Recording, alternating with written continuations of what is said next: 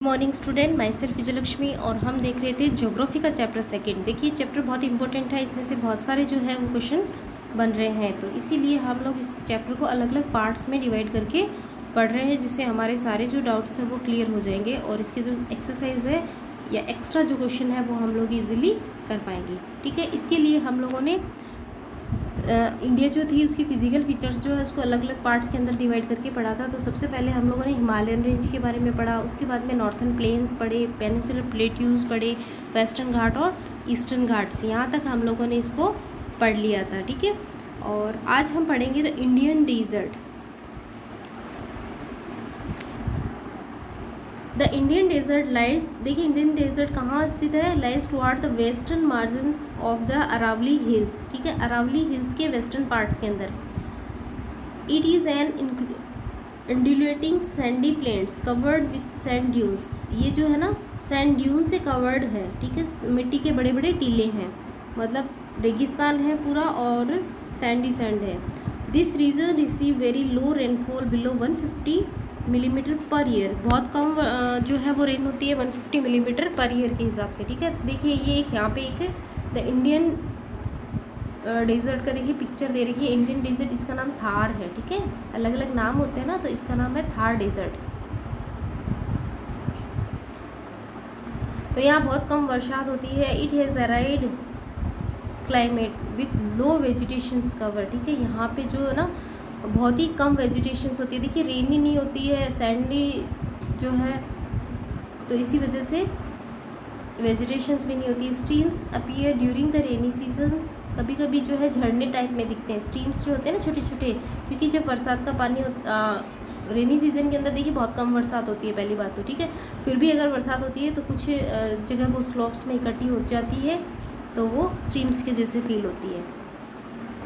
Soon after they disappear in the sand, थोड़ी time बाद में वो डिसअपियर भी हो जाती है। वेलम water to reach the sea. ठीक है, Luni is the only large river in this region. इसको अंडरलाइन करना है कि जो डिज़र्ट एरिया की सबसे बड़ी जो रिवर है, इम्पोर्टेंट रिवर है, उसका नाम है लूनी रिवर। ठीक है, ये अजमेर से स्टार्ट होती है, अरावली माउंटेन से।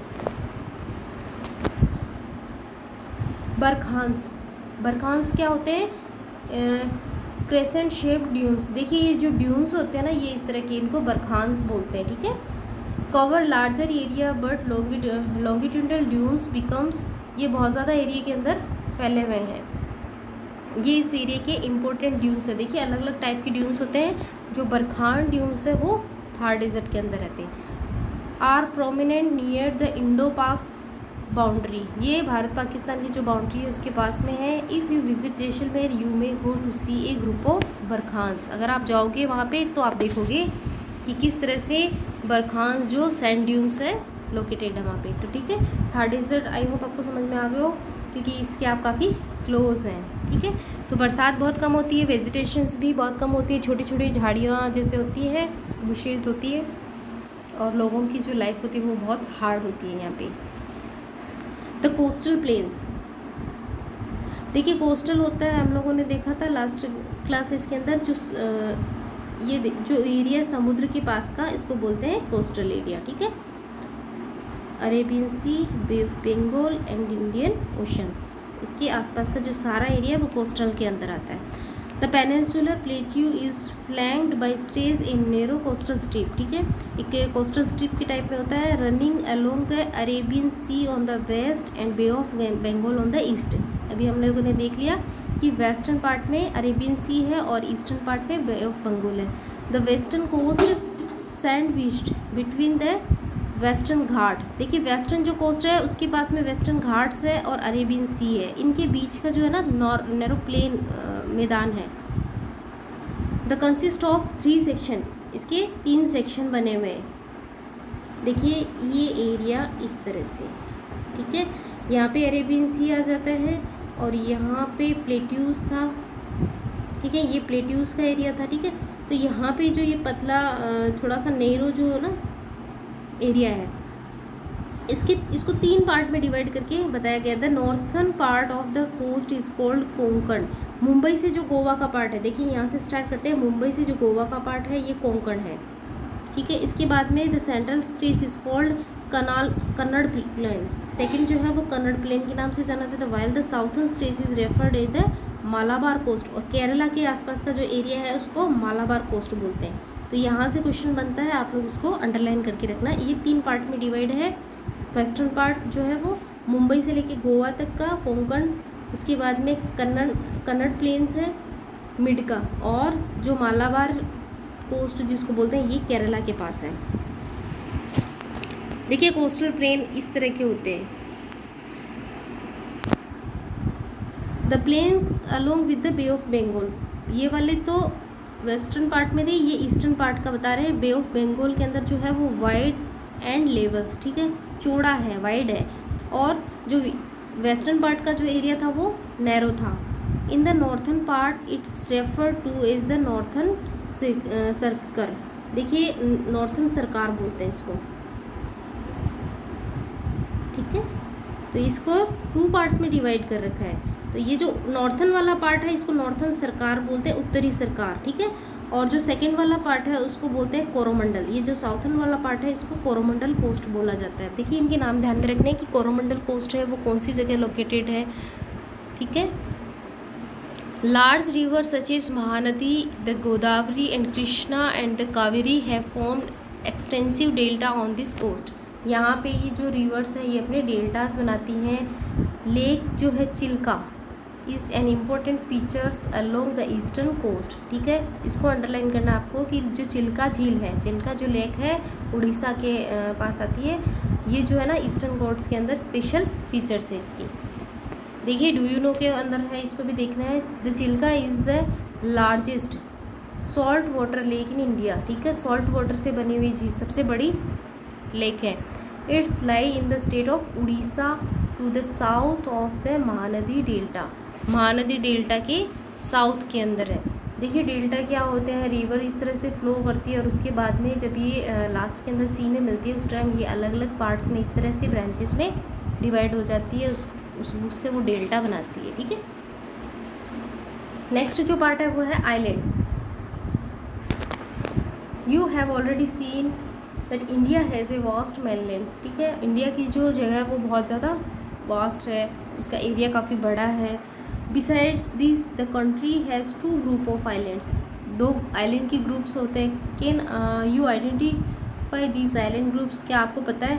देखिए लास्ट वीडियो में हम लोगों ने देखा था कि हमारे जो आइलैंड है वो कौन कौन से हैं, ठीक है।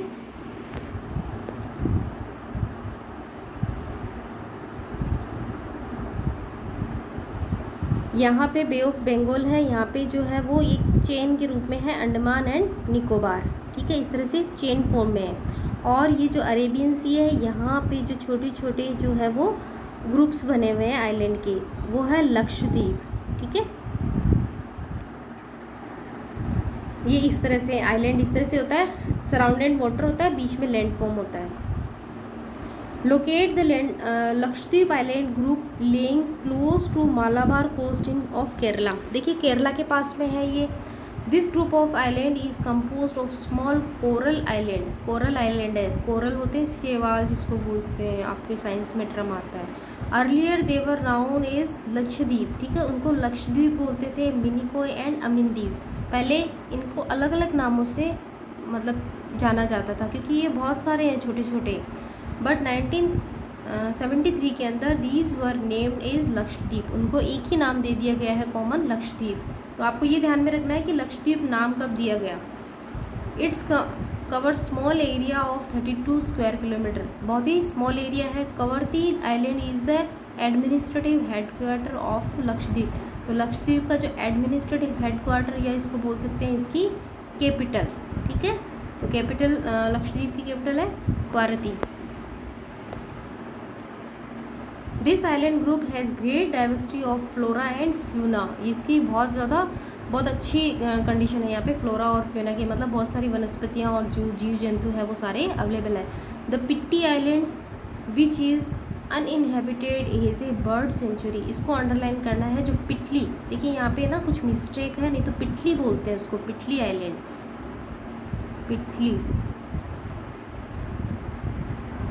पिटली आइलैंड बोलते हैं, ठीक है। तो यहाँ पे जो है ना वो एक बर्ड सेंचुरी है, इन्हें मतलब ह्यूमंस नहीं रहते हैं, ओनली बर्ड्स के लिए एक पूरा एरिया है वो रिजर्व करके रखा गया है, ठीक है। तो ये पिटली आइलैंड जो है वो कहाँ पे है, या वहाँ पे बर्ड सेंचुरी है या नहीं है, तो इससे रिलेटेड भी आपसे क्वेश्चन पूछा जा सकता है।